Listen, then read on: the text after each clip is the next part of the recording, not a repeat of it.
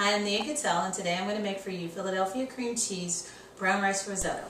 Today we're using 1 cup of brown rice, 1 1/4 cup of chicken stock, 1 cup of Pinot Grigio white wine, 2 tablespoons of Parmesan cheese, 2 tablespoons of whipped Philadelphia cream cheese spread, 2 tablespoons of white onion with 1 garlic clove, 1 bay leaf, a half a teaspoon of sage, a half a teaspoon of savory, and a 1/4 teaspoon of rosemary, some bacon that's been rendered for the fat, and some diced mushrooms, portobello mushrooms. Okay, to save time, we've gone ahead and we've browned our bacon. We've added 1 tablespoon of olive oil.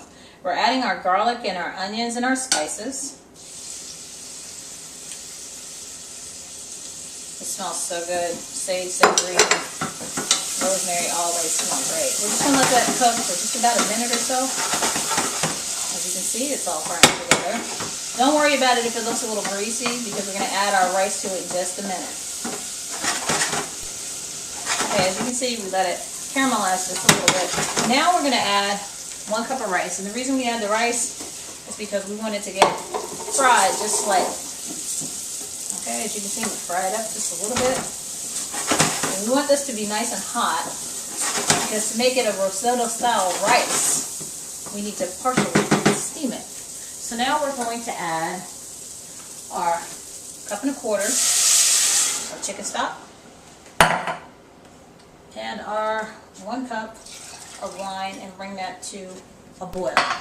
Okay, now our rice is boiling, and what we're going to do is we're going to let this steam through. Now, a traditional risotto, you would actually turn off the heat and steam it through. But because this is brown rice, it's a whole shaft. It's got the grain, it's got the germ. So it's not going to steam like regular white rice. So we're going to let this boil for about 5 minutes. Then we're going to turn the heat off and leave it on the burner. Now, once that's gotten to the point where it's steamed almost completely through, we're going to add our Philadelphia cream cheese. Now, we use the whipped brand because it's already whipped up and it's going to be nice and smooth. We're going to add our Parmesan cheese. And the next ingredient is optional. Now, if you have a mushroom allergy, you don't have to add this, but we're going to add baby portobello mushrooms. And this will give us a little added flavor to our risotto rice. So we're going to check it really quickly. Okay? That's boiling really well. We're going to let it boil for about 1 more minute, and then we're going to turn the heat off. Now, don't panic. If it doesn't steam all the way through, in the next 5 to 10 minutes, you can always turn the heat back on and let it cook for a minute more, and then you can turn it off and let it continue to steam through. Now we're going to let our rice steam through, so we're just going to turn off the heat, and we're going to leave it on the burner for just a few more minutes. Okay, we needed to add a little bit more cook time, and that's okay. As you can see, the rice is starting to thicken up, starting to absorb our stock.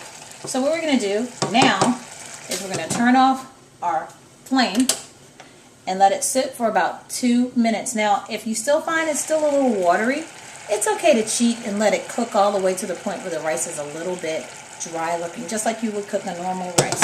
Remember, this is like risotto, but because we're using brown rice, it's not going to be exactly like risotto.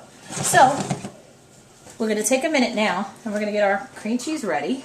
Put that over here. And our Parmesan cheese. And as soon as this cooks all the way through, we're going to add those to finish up. And then we're going to add our mushrooms. Okay. Now, oh my gosh, that smells too good.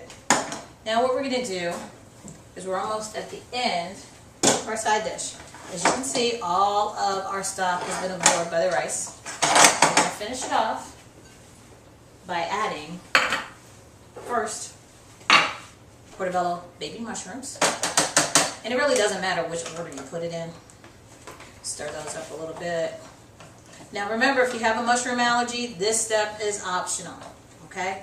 Putting it in now just to cook the mushrooms slightly.